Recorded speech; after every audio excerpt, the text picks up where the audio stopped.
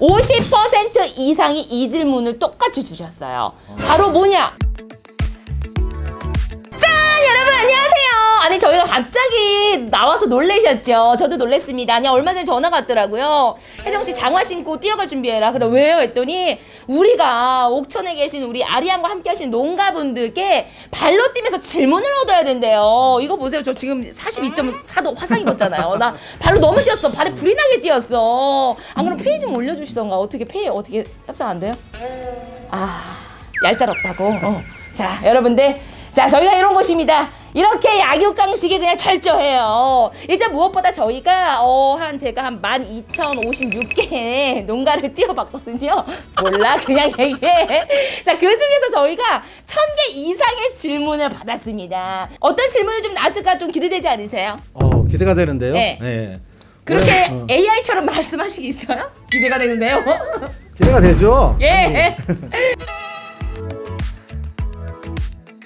짜라란! 자 그럼 저희가 첫 번째 질문을 좀 받아봤습니다. 전정에 대한 노하우 좀 알려주세요 라는 질문이 들어왔어요.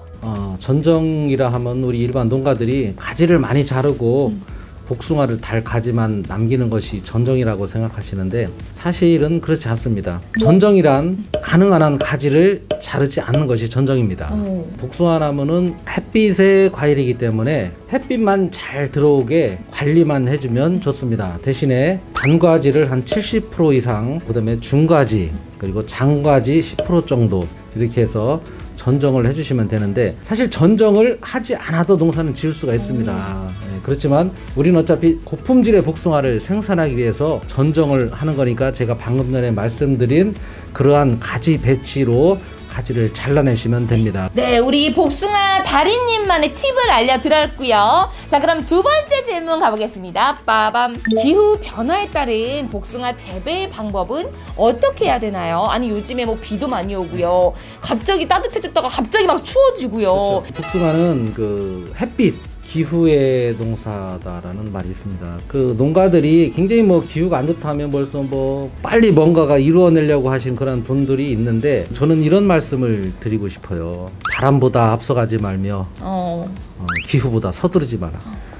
어차피 우리는 기후에 의해서 나무는 다 적응이 돼갖고 그해 다 거기에 적응을 하게 돼 있습니다. 그래서 보면 작년도 겨울에 날씨가 상당히 추웠습니다. 일부 동해도 입은 나무도 많지만 상태가 조금 기후라든가 안 좋으면 나무가 자기 몸이 좀 괴로우면 자기 그 종족 번식에 대한 내책이 엄청 심해집니다. 그로 인해서 더 좋은 품질의 복숭아가 나오는 것입니다. 그래서 우리가 기후 변화에 따라서 우리 농민이 거기에 적응을 하려고 노력을 해야지 미리 우리가 앞서서 가는 건 좋지 못하다. 네, 그래서 바람보다 서두르지 말고 기후보다 앞서가지 말라. 요 말만 잘 기억해 주시면 되겠습니다. 그렇죠? 예. 품종을 갱신한다면 어떠한 품종으로 해야 되나요? 라는 질문을 받았는데 네. 복숭아 품종보다 더 좋은 기술은 없다. 그만큼 품종 선택을 잘해야 돼요. 아 이게 중요한 거구나. 예, 품종 선택을 잘하시고 그다음에 땅을 잘 만나야 되고 세 번째로가 바로 우리 재배 기술이에요. 그만큼 품종이 중요한데 품종이 중요한 만큼 어느 분도 품종을 섣불리 선택을 해줄 수 없는 게 참 안타깝습니다. 내 지역, 기후와 환경, 여건이 다르기 때문에 내 지역에서 가장 농사를 잘 지시는 분이 재배하고 있는 품종을 심는 게 제일 좋습니다. 아 그럼 우리 달인분은 지금 조치원에서 농사하고 계시잖아요. 네. 어떤 품종을 제일 많이 키우세요? 딱딱한 품종, 그 유명 위주로 하고 있습니다. 유명한 거 위주요? 유명이라는 품종이 있습니다. 강정기 달인 복숭아가 유명한데 나도 그걸 심어야겠다 해서 심으면 실패입니다. 그렇죠. 기후가 틀려요. 기후. 그치. 내 지역에서 가장 고수익을 올리고 있는 품종을 선택하셔서 심는 게 가장 바람직합니다. 자 좋습니다. 아주 정확한 답변 드렸고요. 과원의 제초는 어떻게 하나요? 이건 그냥 농약 뿌리면 되는 거 아닌가요? 에이, 왜요? 안 되지. 친환경으로 농사 짓고 GAP 인증까지 받고 그런 농가들인데 보편적으로 우리가 제초 작업이라는 거는 사실 굉장히 힘들어요. 땅 혹시 갖고 계세요? 땅? 없습니까? 저 녹화 중단할게요. 제초 매트라고 있습니다. 그걸 이른 봄에 깔면 풀이 올라가지 못하게. 그러니까 나무 밑에는 제초 매트를 깔고 작업로 여기는 풀을 깎아주시는 게 좋습니다. 풀이 한 10cm 이 정도 크면 깎으시는 분들이 있는데 그걸 깎으면 밑에서 계속 풀이 올라옵니다. 풀이 어느 정도 다 자랐을 때 씨가 생기기 전에 그때 깎아주시면 좋습니다. 그러니까 결론은 한평생 잡초와 함께 해야 한다 이런 거고요. 부지런해야 한다 이런 겁니다. 그렇죠? 네. 자, 좋습니다. 이 질문이 약간 뭔가 이렇게 포괄적인 것 같아요. 복숭아 출하 요령이 있을까요? 라는 질문이 들어왔습니다. 보통 그 공선회를 하시는 분들은 공선 출하를 하시는 게 훨씬 유리합니다. 당시 시장 가격을 생각해가지고 공선 출하를 안 하시는 분들이 계신데, 공선은 취저처에서 지원해주죠. 농협에서 거래처 잘 뚫어주고 이렇게 하니까, 저 같은 경우에 실예를 든다면 1차 선별을 해서 공선 쪽에 이렇게 출하를 하고 나머지는 제가 집에서 직거래를 합니다. 왜냐면 우리가 보통 뭐 출하 요령이 되는데, 공판장은 오늘 많은 농가가 출하를 하게 되면 가격이 떨어지고 내일 좀 적은 농가가 출하가 되면 가격이 오르고, 그래서 들쑥날쑥해가지고 평균적인 단가를 따일 수가 없어요. 그렇기 때문에 가장 안정적인 공선 출하를 하는 게 가장 안정적이고, 그 다음에 남은 물건들은 개인 직거래를 통해서 판매하는 것이 우리 복숭아 농가가 고수덕을 올리는 그 출하 요령이 아닐까 이렇게 생각이 됩니다. 야, 아니 원래 우리 복숭아 달인분께서 이런 거 안 알려주거든요.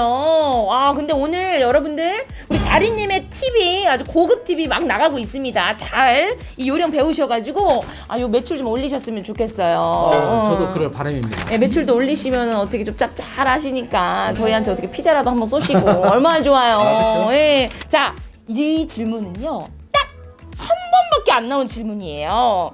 유목 2년 차에 주지의 밑둥 숲이를 무언가가 갉아먹어가지고요 목질부만 남아가지고 나무가 고사합니다. 해결책이 있을까요? 라고 보내주셨어요. 그 무언가가 저도 무언가를 모르겠어요. 이거 벌레들이라는 거예요? 어떤 벌레가 갉아먹는지 알 수가 없죠. 사진이라도 보면 제가 이렇게 답변을 드리겠는데, 흔하게 보면 안락하늘소라는 그러한 그 하늘소가 그 숲이가 연약할 때 한 바퀴 뺑 둘러서 톱밥을 내며 갉아먹어서 고사되는 그런 경우, 그런 경우가 있습니다. 그래서 그 피해가 아닌가. 나무는 우리가 복숭아 수확을 안 한다고 방제를 안 하시면 안 돼요.